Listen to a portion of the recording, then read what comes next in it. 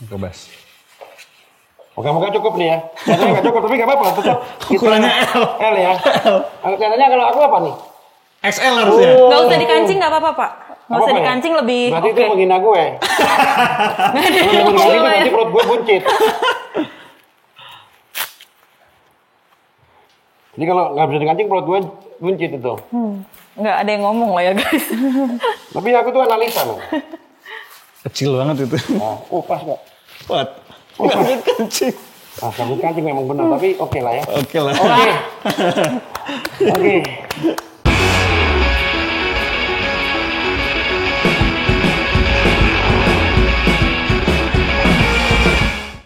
Siap Anenku kali ini bersama Bengisio.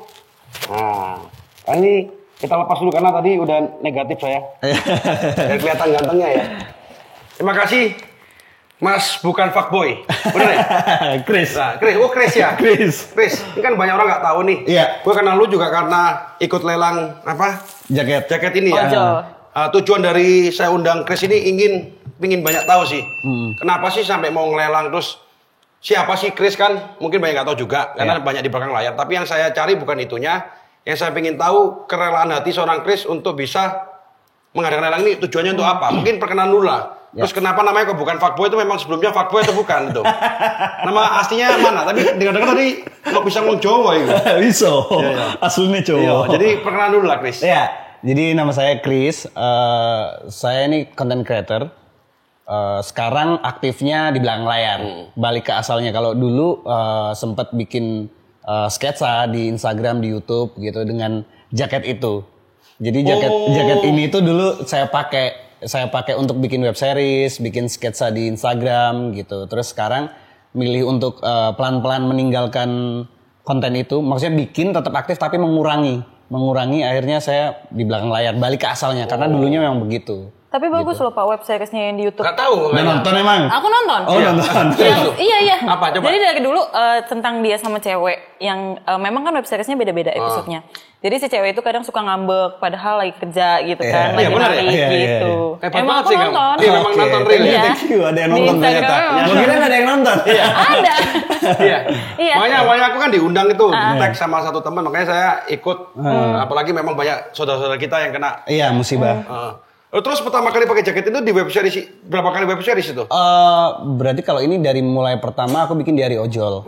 Di Hari Ojol terus berkembang jadi Ojol Love Story. Ojol Love Story itu part setelahnya. Jadi karena aku bikin web series itu produksi kan agak lumayan tuh, karena aku bikin proper kan dari segi kamera, dari segi pemain segala macam, dan itu butuh biaya. Sedangkan aku kan modal sendiri. Iya. Jadi akhirnya aku stop bikin itu, videonya aku berhenti, akhirnya udah aku bikin lepasan aja gitu. Nah sekarang udah mulai jarang bikin, pas kebetulan lagi ada ini nih, lagi banyak musibah di Indonesia, aku kepikiran aku harus bisa harus bisa mengasih apa gitu. Akhirnya aku coba bikin lelang gitu. Kalau saya donasi sendiri, pasti jumlahnya kecil gitu kan.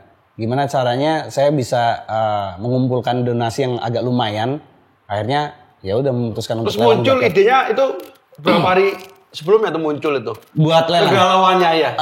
Aku spontan sih. Spontan. Karena sering kan, jadi tiap pagi itu aku kan, karena memang aku orangnya gadget banget, jadi tiap aku update untuk perkembangan apa yang di sosial media yang lagi rame, aku ngeliatin. Terus belakangan itu ngelihatnya bencana lagi, banjir yang di Kalimantan Selatan, terus ngelihat yang gempa yang di mana itu di Sulawesi Barat gitu kan. Ngelihat itu terus kok kayaknya kasihan gitu. Maksudnya ya gue tergerak lah akhirnya. Pengen melakukan sesuatu, akhirnya ya udah langsung aja. Oh gue ada jaket ya. Ya udah gue lelang aja gitu. Padahal kan sempat bilang tuh jaketnya yang menamani seorang Chris ya. Iya. Jadi jaket ini lumayan nemenin saya dari, kalau di depan layar itu dari nol berarti, karena awalnya kan saya dulu bikin bareng sama Mail tuh, bikin pakainya waktu itu pakai jaket brand punya Gojek, boleh nyebutin ya? Boleh, di sini bebas. Bebas ya. Jadi masih pakai punya Gojek gitu. Terus ketika saya pisah dari Mail, nggak bikin konten sendiri, saya memutuskan untuk bikin Abang Ojol ini gitu. Jaket ini aku bikin istilahnya lahir kembali lah gitu. Lahir kembali, saya bikin konten sendiri yang tadinya genrenya komedi, sekarang saya bikin lebih kayak romantis drama gitu loh.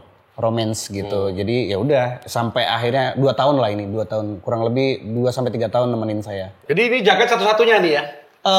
Aku bikin itu waktu itu bikin 2. Awalnya kan mau dijual karena sempat banyak yang minta tuh waktu itu karena saya bikin web series agak lumayan rame. Akhirnya banyak yang minta jaketnya karena beda kan. Terus aku kepikiran mau bikin banyak. Cuma aku pikir kayaknya enggak dulu deh, aku pengen punya jaket ini spesial gitu. Jadi aku bikin itu cuma 2. Jadi saya spesial nih. Spesial. Spesial. Tapi kan Kak Kris ini kan ikonik dengan jaket ini gitu kan, yang Abang Ozo di sini dengan hati-hati itu. Iya. Terus itu nanti gimana nextnya? Kalau misalkan mau bikin web series lagi kan udah melekat dengan jaket ini gitu, akan bikin lagi masih dengan... ada satu kan? Masih ada satu sebenarnya. Oh, masih ada yang jaket satu. ada satu, tapi memang secara ini aku sih pengennya memang aku pengen balik lagi ke back to basic ya, karena memang aku dulu kan memang aktifnya di belakang layar sebenarnya kan. Sekarang ini seiring bertambahnya usia. Masih muda juga, umur berapa sih? 33. Oh masih muda. Masih muda. Saya aja 43 masih kelihatan muda. Masih kelihatan muda, masih Karena pakai kelihatan topi, kalau nggak pakai topi kelihatan tua. Ya karena memang jadi content creator itu nggak mudah sebenarnya kan. Banyak tuntutan, maksudnya kita harus ngikutin apa yang terbaru, update gitu kan, harus setiap hari gitu. Kalau mau ngikutin engagement gitu ya. Cuma saya capek dituntut seperti itu gitu. Saya pengen tuh berkarya memang dari hati saya sendiri. Makanya saya memutuskan ya udah, saya mending pelan-pelan aja bikin, tapi tidak tidak mengikuti apa kata netizen, tidak mengikuti pasar gitu. Saya mau bikin memang dengan aku idealisku sendiri. Aku pengen happy gitu loh. Kalau dulu kan saya ngikutin karena saya butuh endorse. Kalau nggak saya nggak makan gitu kan. Saya bikin terus tapi capek akhirnya kayak gitu. Idealisme versus money. Iya, kesenangan gitu. versus kehidupan. Iya, gitu. Kebutuhannya ya kan? Kebutuhan itu ya. Kebutuhannya yang bikin aku kayaknya capek ngikutin gitu. Akhirnya sekarang ya udah saya bikin di belakang layar aja, bikin skrip buat orang gitu. Dan itu menikmatinya dan uang akan mengikutin. Iya, bukan kita mencari uang, tapi dengan kita bikin sesuatu yang happy, hati senang, uang ikut. Amin. Terus rencana jaket ini kemarin sempat mau melalui Kita Bisa kan? Iya. Ini rencana seperti apa? Kedepannya disumbangkan seperti gimana nih? Ya kemarin kan udah bid paling terakhir itu kan dari Kobas ya, ada 33 juta. Nah awalnya itu aku sempat DM-an sama kitabisa.com. Sebenarnya mau ku salurin lewat kitabisa.com. Cuma mungkin karena di kitabisa.com itu lagi banyak campaign, aku kayaknya agak lama gitu responnya. Sedangkan buat aku mikir donasi ini harus cepat tersalurkan gitu. Aku butuhnya kan memang cepat biar bisa digunakan gitu kan uangnya. Makanya waktu Kobas transfer uangnya, langsung aku kasih ke cari tempat lain nih, mana yang cepat. Akhirnya aku DM sama Kak Melani Subono.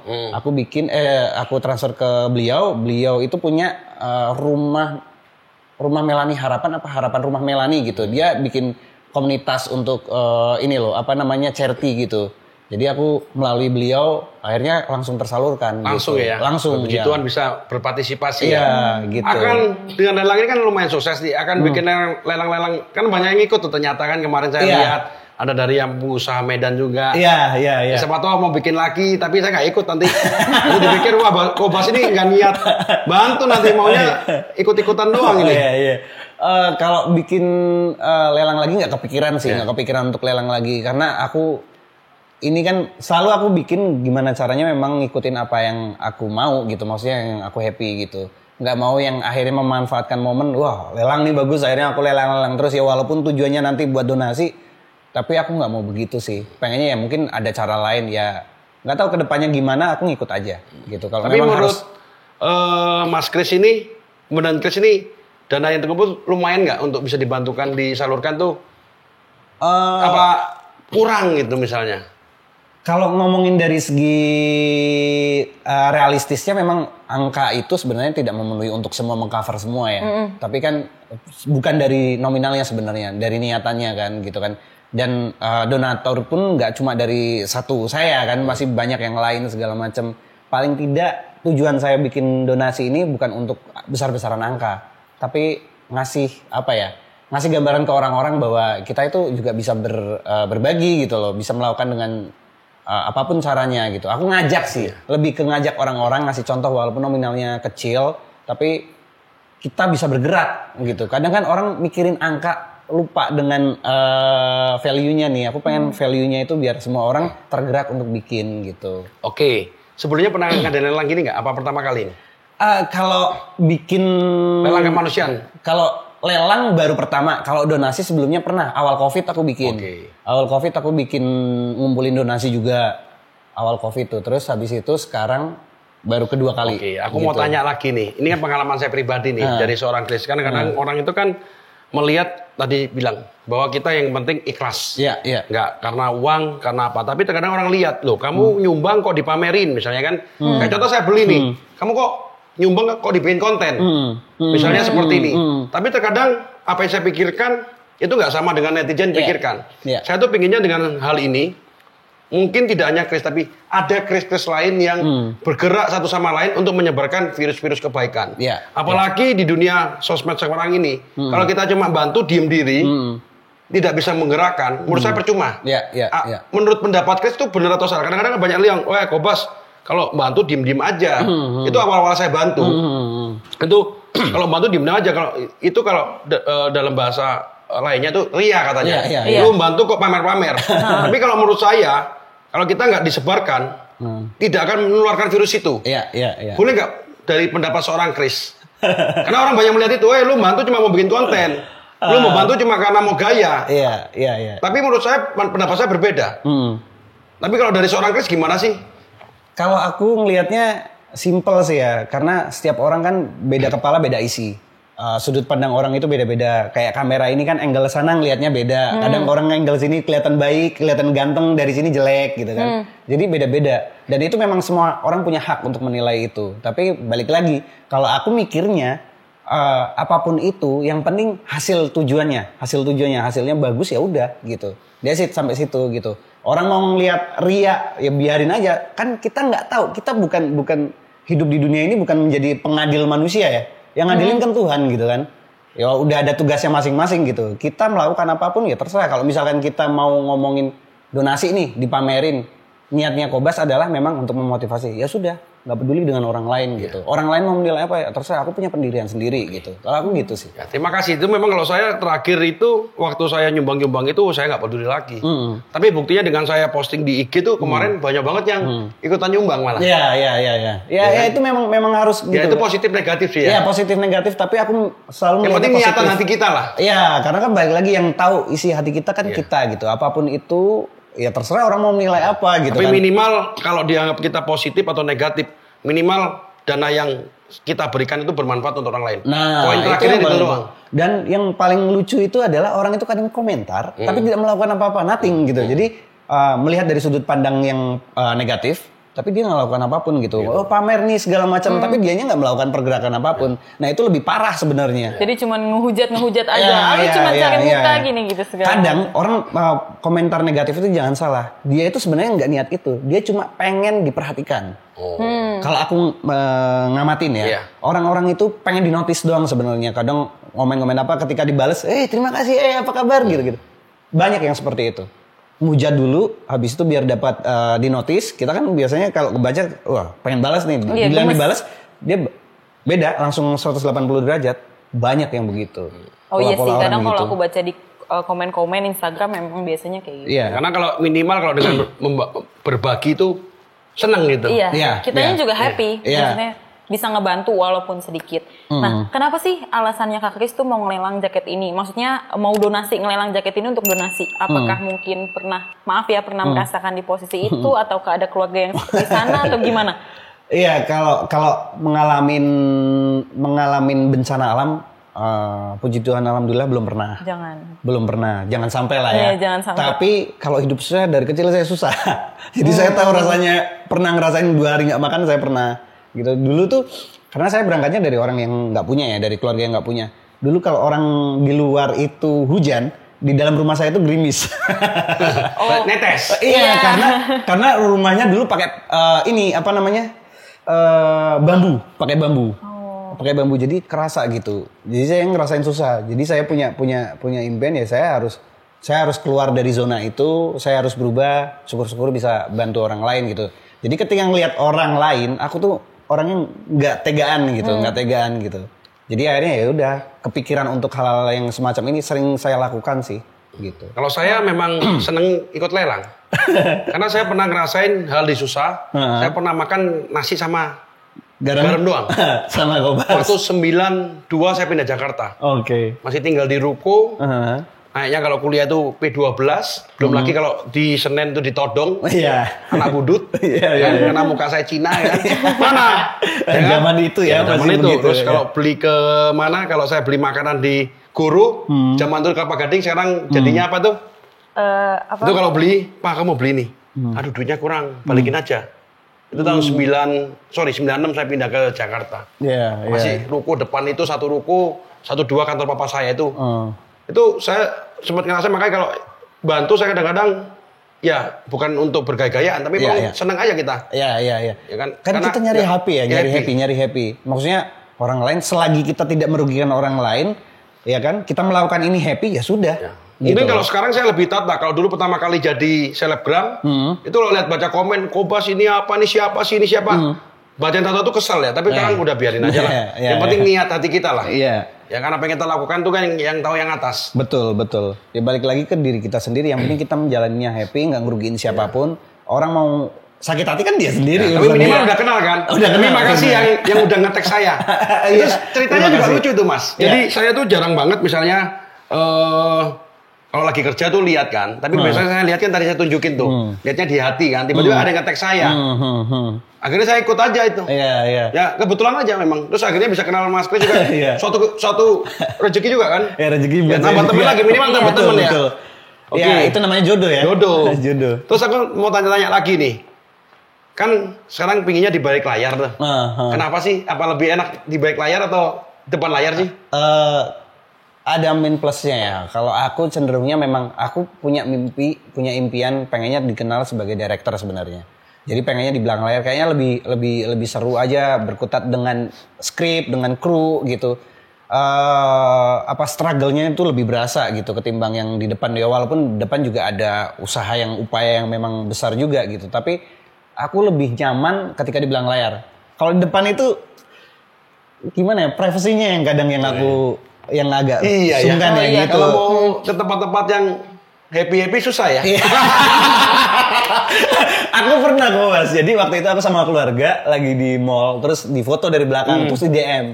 Kak Kris, aku lihat Kak Kris di sini. Nah, itu kan serem gitu. Aku serem yang kayak gitu-gitu. Padahal hanya melihat ya. Iya, di foto terus di DM ke aku. Itu buat aku kayaknya bahaya. Memang itu yang saya rasakan hari ini. Iya.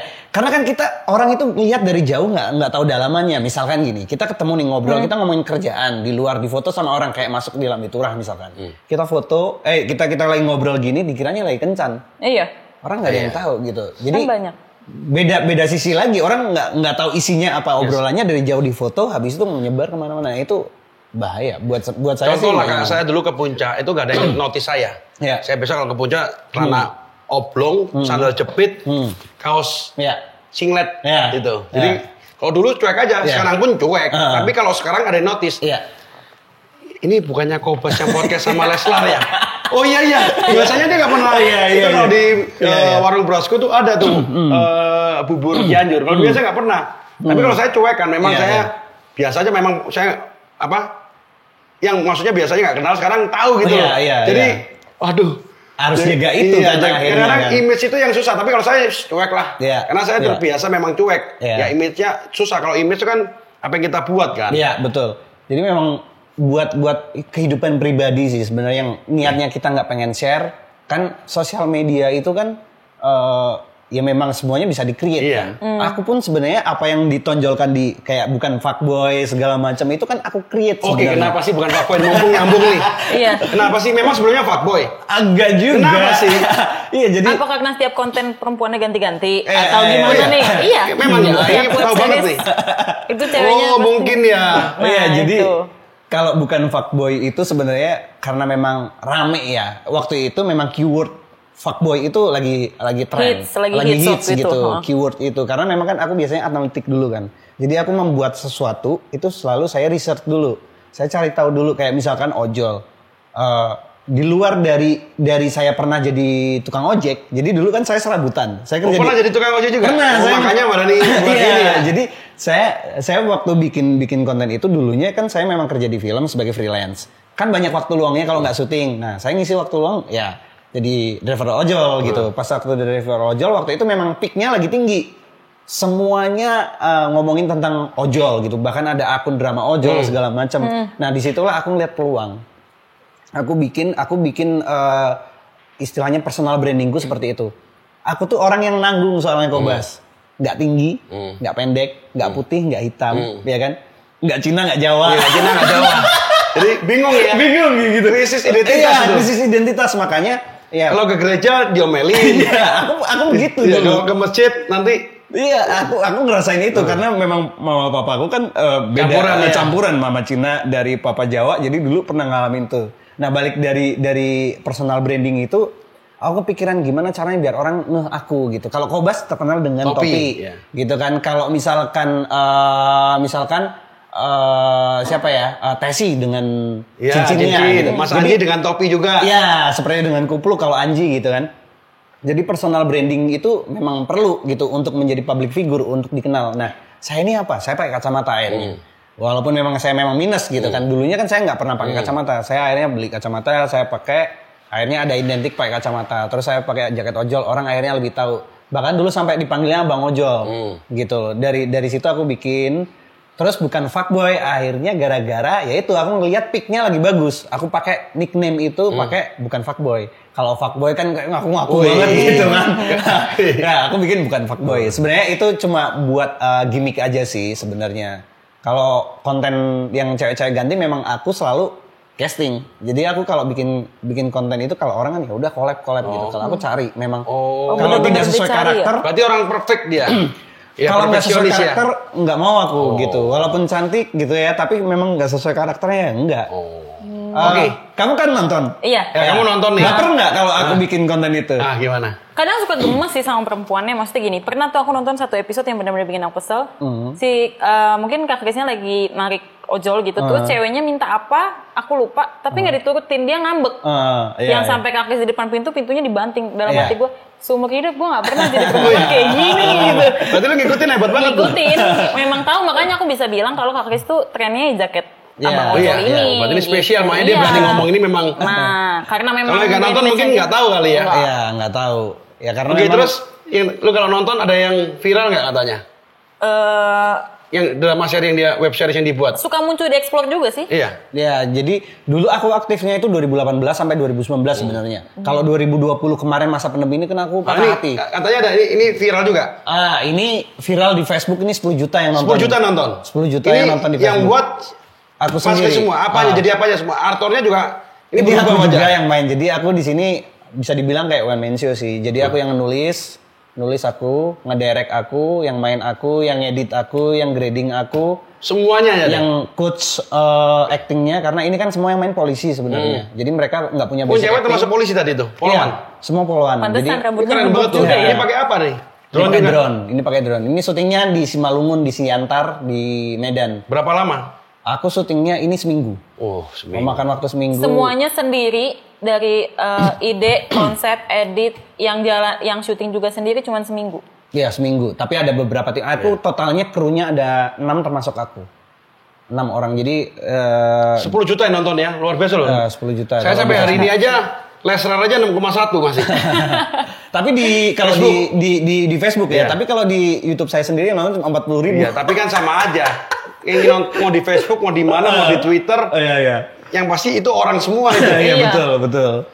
Ini saya bikin sebelum pandemi.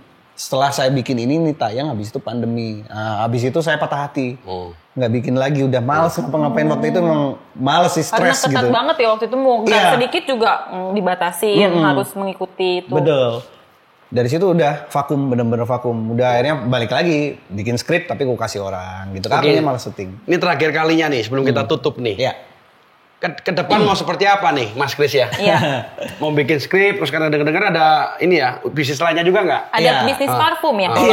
Iya. Jadi kayaknya semakin bertambahnya usia kan aku mikirin juga planning hidupku ke depan kan. Aku mikirin, makanya sekarang ini kayaknya pandemi itu ngajarin banyak hal sih sebenarnya. Aku kepikiran pas waktu pandemi itu bener-bener sampai aku jual kamera kan. Nggak bisa syuting, nggak bisa ngapa-ngapain. Ide buntu. Iya, di awal-awal buntu tuh karena nggak ngerti mau ngapain gitu, stres duluan sampai jual-jual barang. Terus aku ngeliat apa yang survive gitu. Yang survive itu memang dagang. gitu. Dagang itu memang paling survive lah. Walaupun mungkin secara penjualan turun, tapi setidaknya dia tetap survive gitu. Makanya aku pikiran kayaknya aku harus punya usaha. Akhirnya bikinlah parfum. Bikin parfum sebenarnya researchnya udah setahun sebelumnya. Niat ngumpulinnya sampai akhirnya benar-benar terjun itu gara-gara pandemi sebenarnya. Jadi jangan salah yang kemarin-kemarin konten kreator menjadi pengusaha jadi konten kreator. Itu namanya saling mengisi. Iya, saling mengisi. Gitu ya. Sekarang kalau kedepannya saya mikirnya sekarang mau fokus untuk ngembangin usaha sama ya sekarang ya udah jadi konsultan lah ya. Ya konsul konten aja, konten kreator sama ya, jualan skrip gitu-gitu aja sih. Intinya gitu ya. Jadi kalau pengusaha mau jadi apapun itu karena memang seluruh dunia itu akan saling mengisi. Iya. Tapi saya sarankan teman-teman untuk jadi pengusaha. Karena pengusaha tadi yang dibilang Mas Kris itu bahwa pelan-pelan tapi nyaman. Nyaman, iya. Kalau hatinya di pengusaha, kadang-kadang ada pengusaha pusing. Ya kan? Pusing ya? Dalam arti, ya kadang-kadang orang lihat rumput tetangga lebih hijau. Ya, tapi apa yang kita jalanin dari niat kita sendiri bahwa kita yakin sukses, kita nikmatin itu sukses gitu Mas. Iya benar. Oke Mas Kris, terakhir kalinya. Boleh nggak pesan-pesan buat komandan-komandanku, apapun itu, terutama dengan adanya lelang jaket ini, atau pesan-pesan kepada mereka-mereka yang lagi, saudara-saudara kita yang lagi terkena bencana atau apapun itu yang menyemangati anak muda. Iya. Jadi buat saudara-saudaraku yang ada di Kalimantan, yang ada di Sulawesi, yang ada di Manado kan baru susulan ya. Ada bencana juga. Tetap semangat. Kita tetap selalu bergandengan tangan untuk selalu kompak. Buat teman-teman yang tidak terdampak musibah, kita saling menguatkan. Karena kalau bukan kita ya siapa lagi? Karena Indonesia itu satu. Kita saling bergandengan tangan, saling berbagi. Bukan dari angkanya, tapi lihat dari niatnya. Nah, semakin kita semakin kita niatnya bagus, itu akan menularkan hal-hal kebaikan untuk teman-teman yang lainnya. Itu aja sih. Oke, terima kasih teman-teman. Semoga acara ini menginspirasi dan jangan lupa terus berbagi dan menyebarkan virus-virus kebaikan. Jangan takut untuk terus berbuat kebaikan. Benar. Salam bengis.